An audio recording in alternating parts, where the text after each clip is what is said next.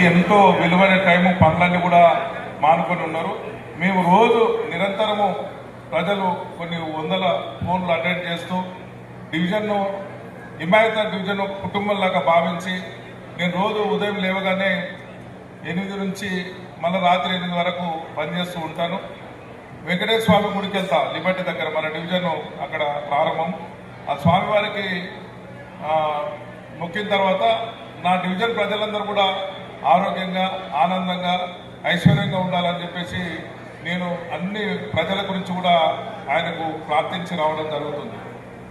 ఈరోజు ఇక్కడ చూసినటువంటి మనకు ఒక 20 నిమిషాల ఈ కార్యక్రమం కొన్ని గంటలు రోజులు చూపించినా కూడా ఇంకా సరిపోదు. అన్ని కార్యక్రమాలు చేసినాం.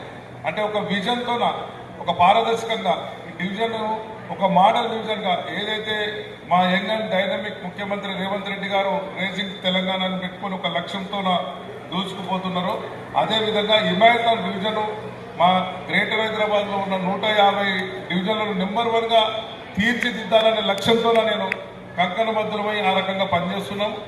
ఈరోజు నేను 37 సంవత్సరాల నుంచి ఈ డివిజన్లో ప్రతి గల్లీ ప్రతి వీధి గడప గడపకు ఇక్కడికి విచ్చేసిన మా బస్తీ వాసులు చాలామంది వాళ్ళందరూ కూడా సుపరిచితంగా ఉంటూ ఎన్నో ఏళ్ళ నుంచి శతాబ్దాల నుంచి పనిచేసుకుంటూ వస్తున్నాం. ఈరోజు పూర్తిగా డివిజన్ మొత్తం అభివృద్ధి జరిగిందని దీని ద్వారా చెప్పే ఉద్దేశం కాదు. మా లక్ష్యము ప్రతి ఇంటికి కూడా ఈరోజు హిమాయత్ డివిజన్లో ఉన్న ప్రతి ఇంటికి మేము పని చేసినది ఒక పుస్తక రూపంలో కూడా త్వరలో మీ ముందుకు ఇంటింటికి ఆ పుస్తకాన్ని అందించబోతున్నాం. దీని వెనుక కఠోర శ్రమ ఉంది.